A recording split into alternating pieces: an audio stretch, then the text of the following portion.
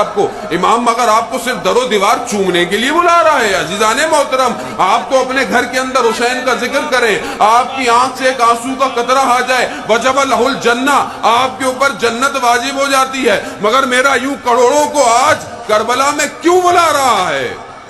یہی تو بلا رہا ہے کہ دیکھو میرا فرزند تمہارے درمیان میں موجود ہے، میرا فرزند تمہارے درمیان میں موجود ہے۔ جس طرح مجھے لوگوں نے کربلا میں اکیلا چھوڑ دیا، میں تم کروڑوں کو بلا کر یہ احساس دلانا چاہتا ہوں کہ تم کروڑوں ہونے کے باوجود 313 کیوں نہیں ہو پا رہے؟ 313 کیوں نہیں ہو پا رہے؟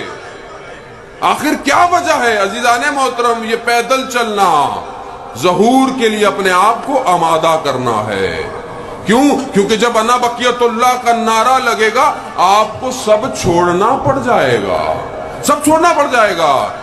اور کربلا کے راستے پر پیدل چلنا یہ آپ کو سکھاتا ہے کہ دیکھو کم زیادہ سفر لے کر چلو، جہاں خاک ملے وہاں بیٹھ جاؤ، جیسا سونا ملے سو جاؤ، جیسا کھانا ملے کھا جاؤ، ایک دوسرے سے مساوات کرو، رنگ اور نسل کو امتیاز مت رکھو، بوڑھا ہو چھوٹا ہو بچہ ہو عورت ہو کوئی بھی ہو، مدد کر سکتے ہو تو کرو، اٹھا کر چل سکتے ہو تو چلو، جس طرح بھی پہنچ سکتے ہو تو چلو، پاؤں میں چھالے پڑ گئے ہیں پھر بھی چلو، تکلیف ہو رہی ہے پھر بھی چلو۔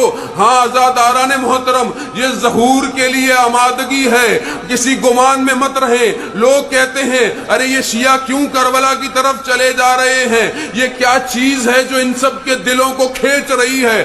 عزاداران محترم، دنیا پیسہ بھی لگا لے تو بھی اتنا بڑا اجتماع نہیں کر سکتی۔